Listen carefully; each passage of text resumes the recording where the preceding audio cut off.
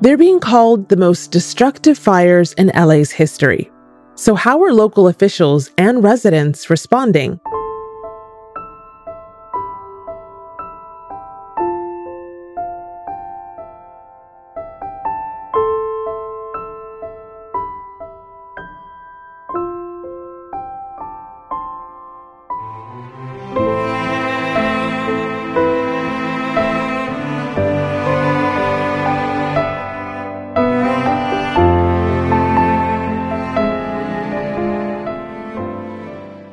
I watched everything unfold and wondered which parts of Altadena were going to be impacted. This is an entire community that is on the side of a mountain, a massive mountain range. And as someone who had experienced fires in that area growing up, we'd never seen anything like this before. It's been devastating. She's a reporter who lives in East Los Angeles now, but her childhood was rooted in Altadena. I decided to drive 4 blocks north to my childhood home. There were down power lines that I had to drive through, fires that were still ongoing. And when I turned onto the street I grew up on called Punahou, I almost didn't recognize it because everything was leveled. It looked as if a bomb had gone off in the neighborhood. This is my childhood home. It's gone. But the fire that engulfed Mona's home is far from the only one. On Wednesday night, another broke out in the Hollywood Hills. That's where journalist Manuel Rapalo lives, for a reason. You know, one of the reasons that we love living where we live, it's so close to the Hollywood Reservoir. It's a beautiful, sort of in the middle of a giant metropolitan city, an alpine lake with a view of the Hollywood sign. Just the idea of all of that beautiful wildlife up in flames, the idea of the Hollywood sign going up in flames. Can you imagine? Then on Wednesday, Manuel had to leave it all behind. After we got the evacuation order, and once we were leaving and we are sort of crossing Hollywood Boulevard on our way south, and we had the city and Hollywood in the rearview mirror, we had that sort of thought and looking at each other, wondering, you know, are we even going to be coming back to anything when we come back?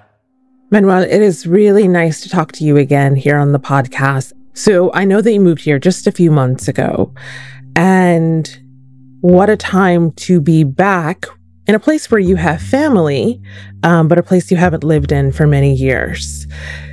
Right now, we're experiencing something historic. Thousands of people have lost their homes. More than 100,000 have been evacuated. People are without power, without water. The air is smoky, ash is falling. I'm breathing it in. I know you are too.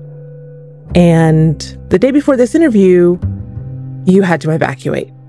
Everything that you just said sounds so surreal, and I think that everybody here agrees with that. Just waking up on Wednesday morning and looking out the window first thing in the morning and just seeing that big black cloud of smoke, the sun rising behind the city skyline. It was such a surreal feeling. I spent New Year's Eve in Florida visiting my mom and my sister. So I landed on Tuesday morning. I could see the Palisades fire from the left-hand side of the plane as we were landing in LAX.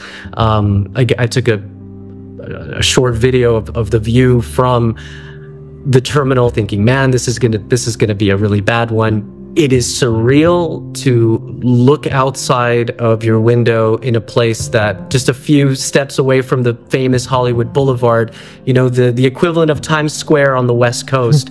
It's such an iconic place. And then to see the flames from the Sunset Fire, absolutely unbelievable. I can't explain it. I don't know if I have the words to describe how surreal that was. Leaving the house, ash falling from the sky, the smoke from the fire, hearing all of the neighbors sort of debating out loud amongst themselves, who's leaving, who's staying. Very, very surreal. And so many people are asking themselves that same question. And unfortunately, so many people have lost everything. Fortunately, you are not one of those, but I want you to walk me through what so many residents are calling these apocalyptic signs. The LA City Fire Chief has put it in more concrete terms. It is safe to say that the Palisades fire is one of the most destructive natural disasters in the history of Los Angeles. So, walk me through what happened for you on Wednesday evening when you knew about one wildfire that was about 40 minutes away from where you are, but then you got an alert about a fire almost immediately where you live. Most people by Wednesday had already downloaded an app called Watch Duty. It's an app that gives you real-time information on the fires that are burning. On Wednesday, the Palisades fire was already on the news. I think is already making international headlines just because of how destructive, how widespread it was. The Santa Ana winds were still blowing very strong. So you've had these communities in Malibu and Topanga Canyon. These are some of the most expensive homes on the planet, some of the most valuable real estate in the world, just going up in flames just like that. So that's already on our minds.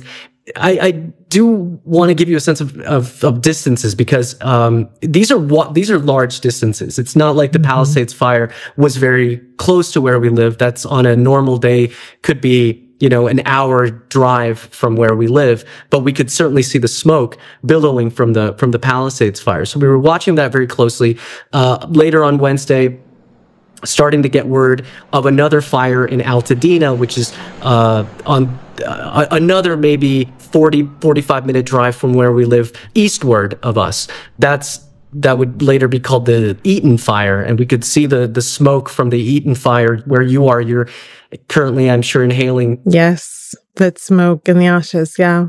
So as soon as we saw those flames coming up over the hillside, we packed up as much stuff as we could, threw it in the back of the car, and we waited a little while because we weren't in the evacuation zone just yet.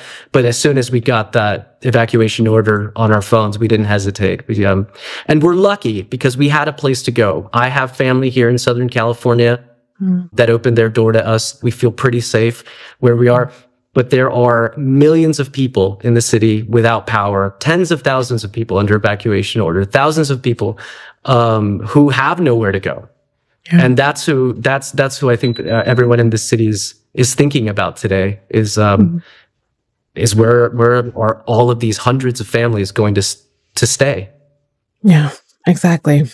Well, Manny, really glad that you're okay and then you had a place to evacuate to.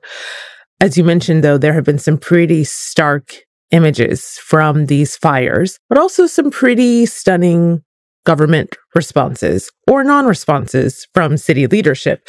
One of those non-responses that's been criticized online is this exchange caught on video between a reporter from Sky News and LA Mayor Karen Bass. She had just stepped off an international flight back in LA at LAX, and she was cornered by a reporter. Do you owe citizens an apology for being absent while their homes were burning? Do you regret cutting the fire department budget by millions of dollars, Madam Mayor? Have you nothing to say today? Can you back up? Appreciate it. Have you absolutely nothing to say to the citizens today? She didn't answer. She stayed silent. Now, of course, Mayor Bass did give a press conference later where she addressed the crisis and she told residents, "We are fighting for you."